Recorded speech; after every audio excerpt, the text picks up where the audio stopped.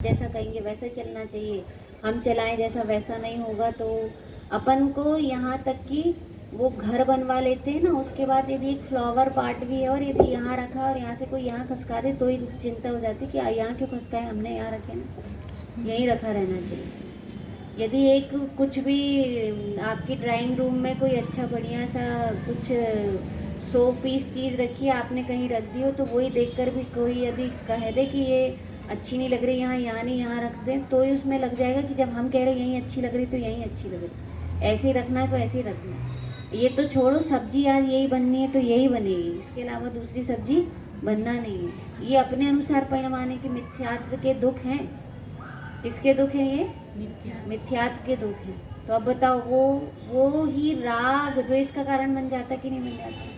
अपने मन में आ गई कि आज ये सब्जी बनना चाहिए, अपने मन में आ गई कि आज झाड़ू ऐसे लगना चाहिए, अपने मन में आ गई कि सफाई ऐसे होना चाहिए, अपने मन में आ गई कि ये सामान यहीं रखा जाना चाहिए, और यदि वो सामान वहीं नहीं रखा गया तो तुरंत क्या होने लगता है? क्या होने लगता है तुरंत? वो राग जो है वो द्वेष का कारण बन जाता है। राग ही किसका कारण बन जाता है? द्वेष का कारण बनता है। बताओ, वो सुकौशल मुनिराज जो है, उनकी माँ ही शेरनी बन गई, तो कैसे शेरनी बन गई? वो राग ही किसका कारण बन गया? द्वेष का कारण बन गया। राग ही किसका कारण बन जाता है? द्वेष का कारण बन जाता है। और ऐसे वो उनकी भी आती है, नागकुमार मुनिराज की, उनकी माँ, और वो दीक्षित होकर नागकुमार मुनिराज कहाँ पर बैठे थे?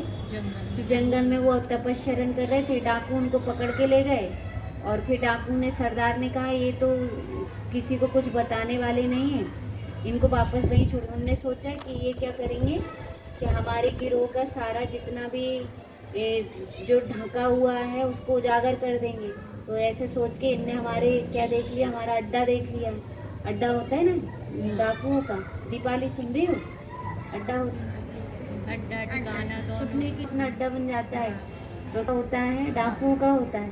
तो उनने सोच लिए कि हमारी जो ठिकाना है इनको पता चल गया, और ये क्या करेंगे, बता करते हैं कि वो बता ना दें, इसलिए वो उठा के लेकर चले गए। लेकिन उनको फिर सरदार ने कहा कि ये तो निर्गुण मुनिराज है, किसी को कुछ नहीं कहेंगे, और इनने वापस ले जाके उनको क्या कर दिए कि वहीं पर बिठा दिए। अब वहीं बिठा दिए। अब उनकी माँ और बहन निकली शादी, उनसे पूछा कि, और वो समझ गई कि ये हमारे पुत्र हैं और मुनिराज बन गए कि आगे का रास्ता साफ है, तो उन्होंने कुछ भी नहीं बोले, वो ध्यानस्थ रहे। तो उन्होंने कहा कि कुछ नहीं बोल रहे, इसका मतलब साफ है। तो वो आगे चलने लगे, और वहाँ डाकुओं ने पकड़ कर ले गए। जैसे ही पकड़ कर ले गए तो पीट पीट के रो रही है, छाती पीट पीट के रो रही, सिर पीट पीट के रो रही कि कहाँ के लड़के को जन्म दी, ऐसे लड़का से नहीं होना अच्छा था, जीते ही मर जाता। तो ये कैसा हुआ? राग क्या हो गया? द्वेष बन गया। उनको वो मेरा बेटा है, वो इतना सुनते ही द्वेष हो गया। और ये बात जब सरदार ने सुनी तो सरदार विरक्त हो गया। सरदार 500 जितने भी सदस्य थे उनके साथ आ गए, और आगे विरक्त होकर क्या हो गए? दीक्षा ले लिए। अब बताओ, तो इसका कारण बन जाता है कि नहीं बन जाता है? रावण को सीता जी के प्रति क्या था कि राग ही आ गया था ना। वो राग के कारण क्या बन गया? राग के कारण वो द्वेष बन गया। तो राग ही किसका कारण बन जाता है? द्वेष का कारण बन जाता है। इसलिए राग को बुरा नहीं जानते। देखो, पूरी कहानी सुनते समय अपने को क्या भाव आया है, आप अपने अपने अंदर टटोलना। जब अपन कहानी इसलिए सुन रहे थे, सुनी सुनाई कहानी भी मैं इसलिए सुना रही थी कि अंदर हो क्या रहा। जैसे अपन ने सुने कि शेरनी ने आकर खा ली। किसने आकर खा ली? शेरनी ने आकर खा ली। तो ये शब्द सुनते ही अपने को क्या चीज बुरी लगी?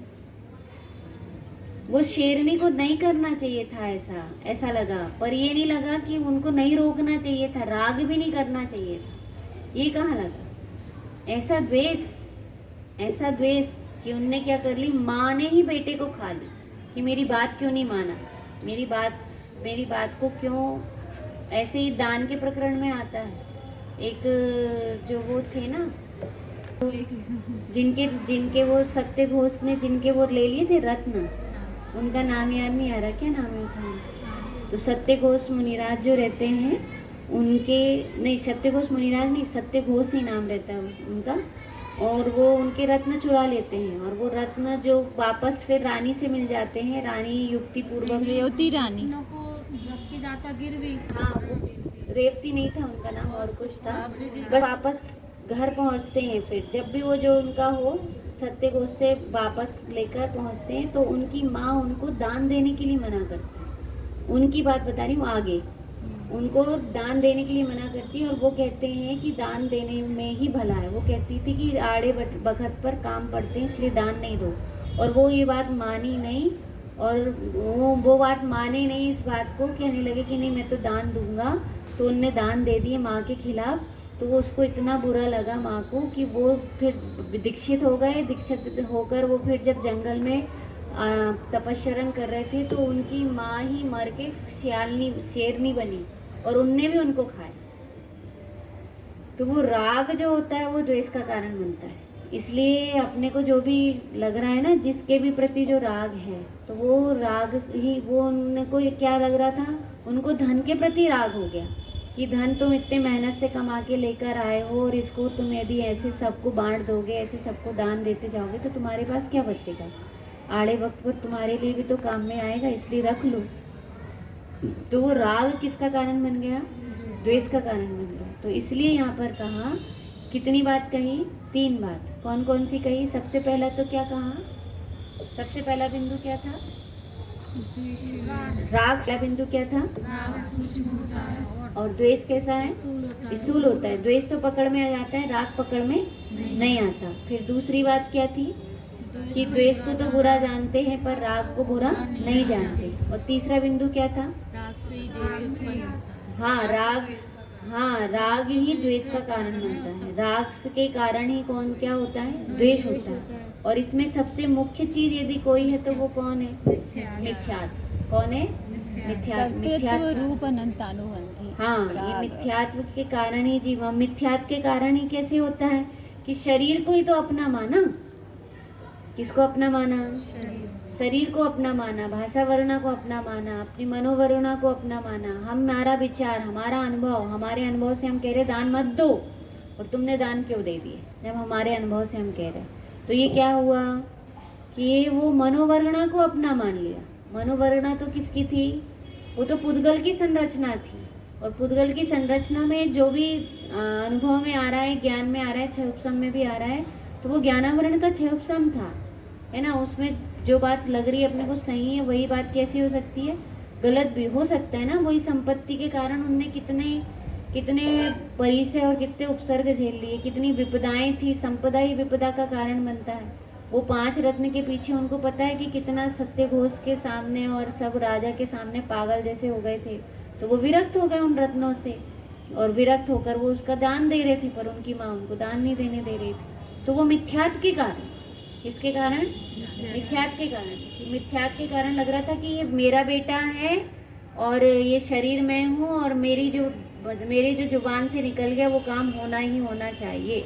उनको भी मिथ्यात्व था। शरीर किसका लग रहा था, अपना लग रहा था। बेटा इसलिए किसका लग रहा था, अपना लग रहा था। इसलिए वो वस्त्रु वो कैसा लग रहा था कि मैं रोकना चाहूँ तो इसको क्या कर सकती हूँ कि सर्व सुख सुविधाएं देकर रोक सकती हूँ।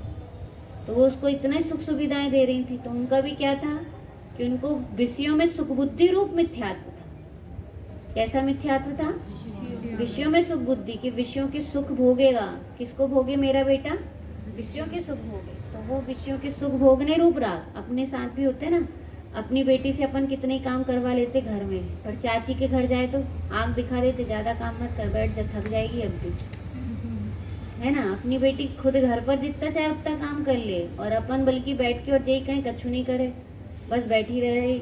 जो मोह है ना, मोह मिथ्यात्व, अपना काम, अपनी बात, अपने विचार, अपने वचन, अपनी प्रवृत्ति, जो भी अपनी प्रवृत्ति चल रही होती है, यह जो अपन ने कह दिए, तो उससे क्या हो जाता है कि वो मिथ्यात्व के कारण ही राग हुआ, और उसी के कारण द्वेष हुआ कि बेटी मेरी है, इस मोह के कारण मिथ्यात्व। ये उल्टी मान्यता है ना। बेटी अपनी कैसे हुई, बेटी तो स्वतंत्र है ना, अपने चतुष्टय से है, अपने सत्कारक से प्रवृत्ति करती है, लेकिन अपने को वो कैसी लगती है, अपनी बेटी लगती है। वो अपनी बेटी से मिथ्यात्व होता है। किससे मिथ्यात्व होता है, अपनी बेटी से। तो इसलिए यहाँ पर कहा, अपना काम नहीं कराए तो मार पीट के भी करवा लेंगे, डांट के भी करवा लेंगे, चिढ़ा देंगे, और कुछ भी कहना हो तो वो भी कर देंगे। क्यों, क्योंकि किसकी बेटी है, अपनी बेटी है, लेकिन दूसरे के घर जाने की कहे तो हाँ रहने दे, निमंत्रण है तो कहे कि चलो जल्दी चले, निमंत्रण है,